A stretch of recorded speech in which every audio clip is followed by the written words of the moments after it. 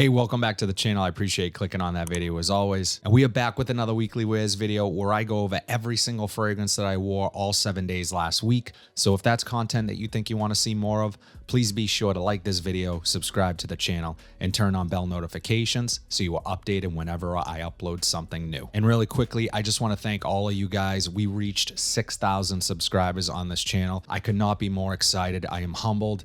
I love making this content. I love the back and forth with you guys in the comments and meeting new people and just discussing our passion together. So it is truly appreciated. It really is, guys. And I want to thank you from the bottom of my heart. 6K.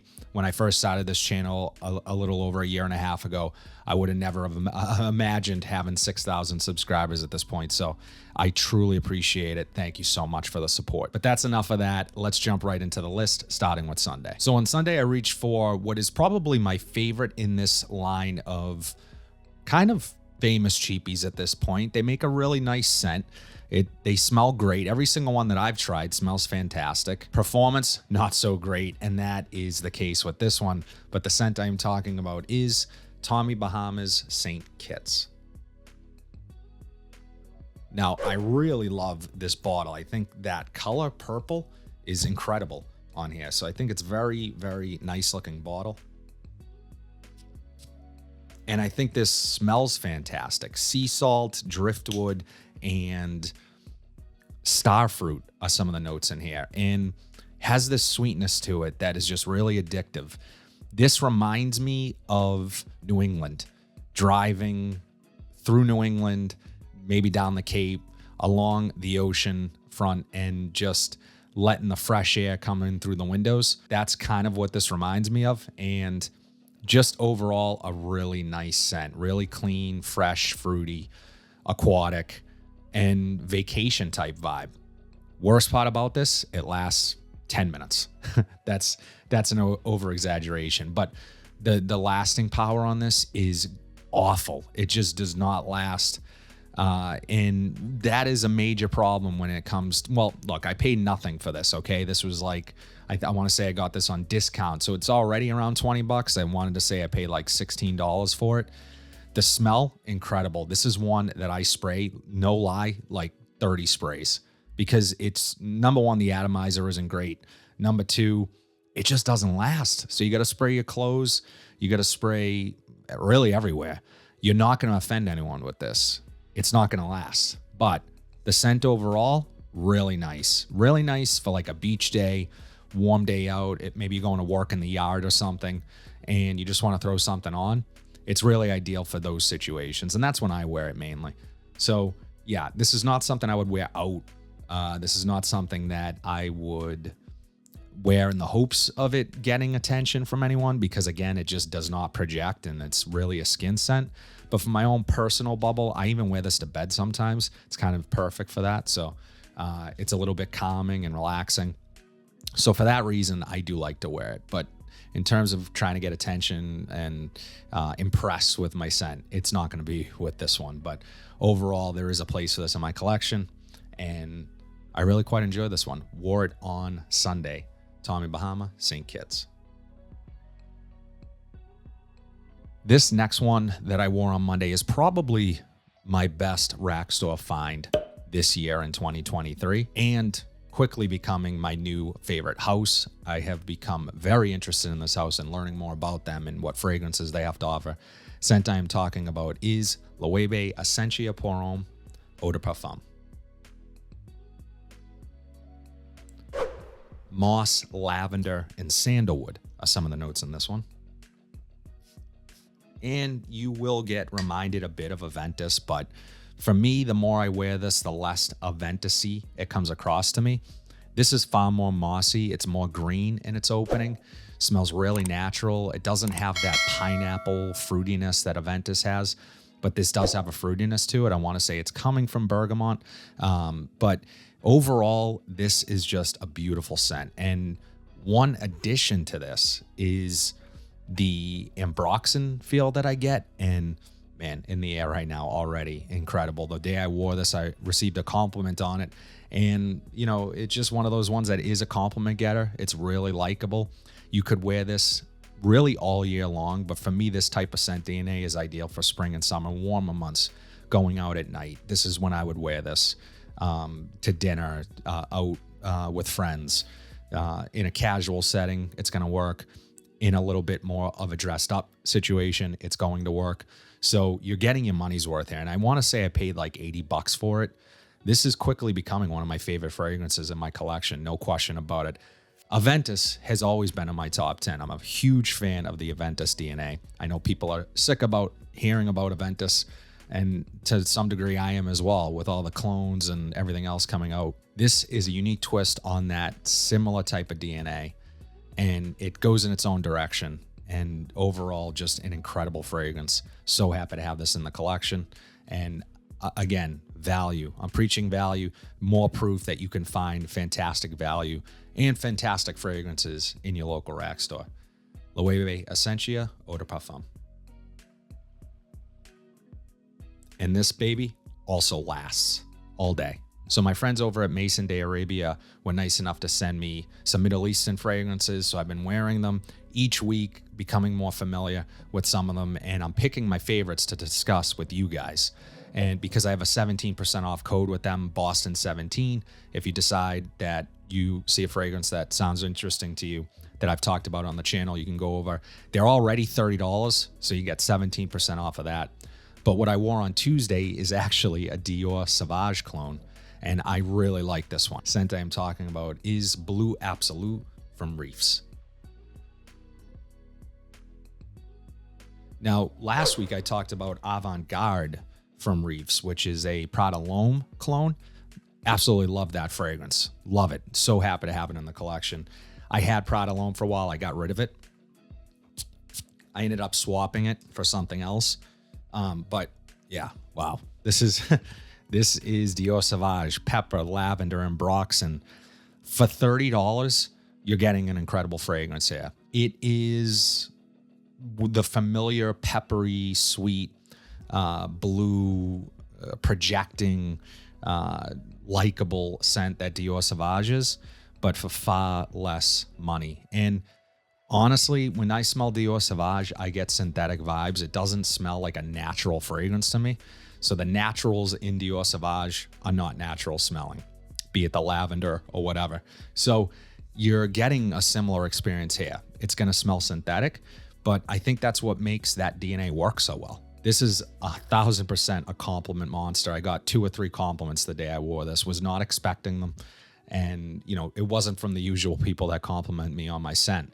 So it just lends itself to that, to getting compliments. If that means something to you, it's not going to mean anything to everyone. I think it makes people feel good if you get a compliment for your fragrance, but it is one of those ones that you will, it's a people pleaser, right? It projects nicely. It's a pleasant scent in the air. People say they're sick of the Dior Sauvage DNA. Everyone wears it, but there's something to be said for it. It just smells good. So without overcomplicating this thing that we call, you know, our fragrance journey that I hear all the time, without overcomplicating that, it just smells damn good. And for $30, you can't go wrong with this. Plus, it lasted all day on me. Really great longevity from this. So yeah, just a nice peppery blue fragrance, a little bit of sweetness that just works. Blue Absolute from Reefs. On Wednesday, this was another rack store pickup, another fantastic find, and one that I'm really glad I grabbed because this is the time of year right now where it's getting warmer. There may be some rainy days, a little more humidity. This works beautifully. Scent I'm talking about is Bulgari's Man Wood Neroli.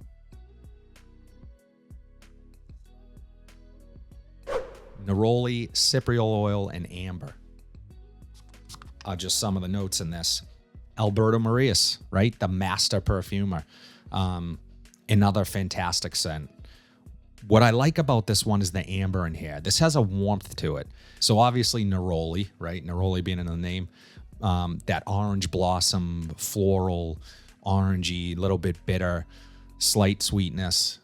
It just works. It works in the warm weather. It works in rain, like on rainy days is when I find myself wanting to reach for this. Humidity, this is the perfect scent. It just comes alive on your skin. in certain temperatures and certain humidity. So it just, again, this is one that some criticize for being a little uninspired in its dry down, but I really appreciate the dry down in this. It becomes woody, musky. That neroli kind of lingers through, adds a little bit of sharpness to it. So it's just pleasant. It's just something that you smell clean and refreshed when you smell this. It's uplifting. It's lively. It's going to be great for during the day. This is not something I would wear out at night, but definitely in the warmer months, definitely higher humidity. This is going to just be a stunner. And again, I don't think you're going to get a lot of compliments from it. I think this is more of your own.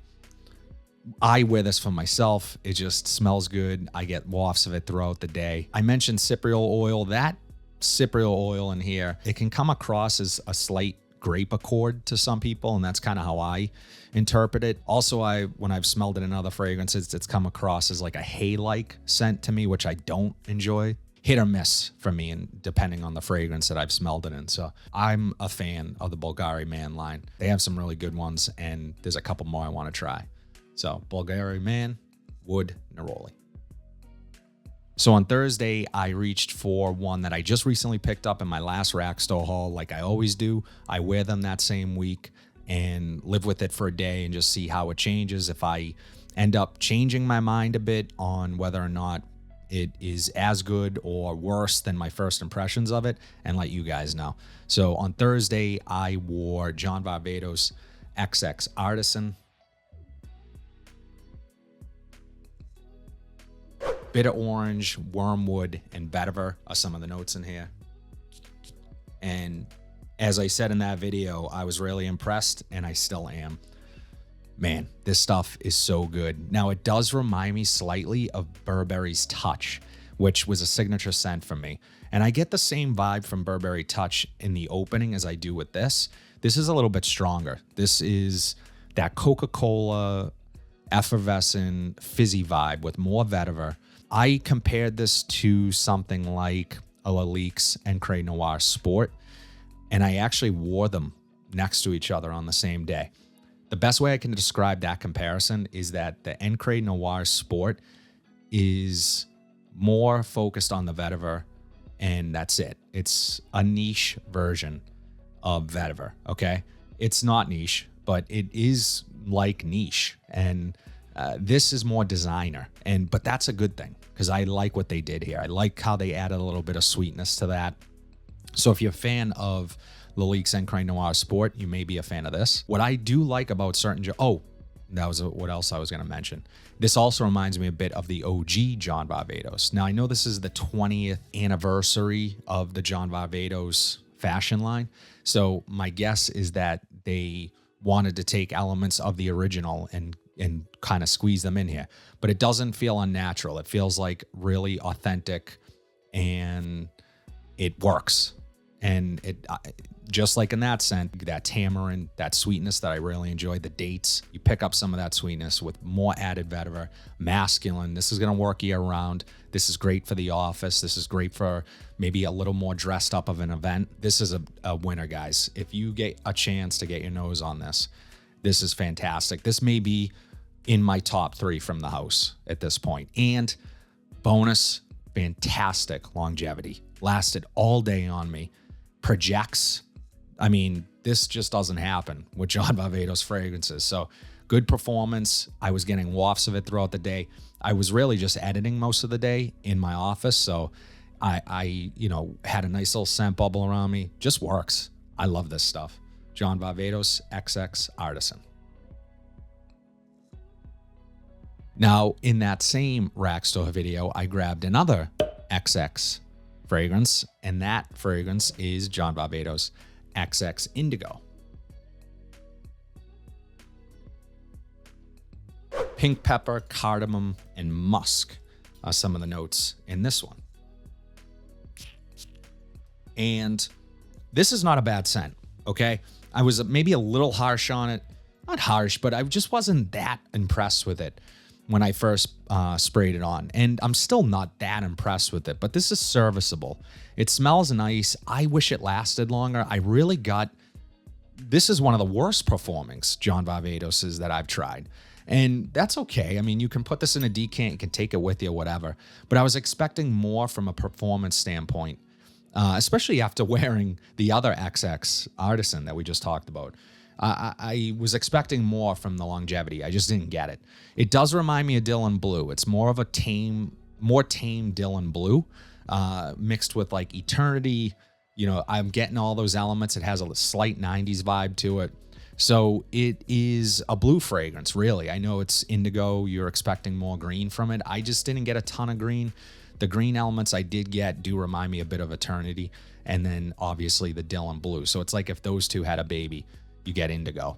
So I guess that would make sense for the name.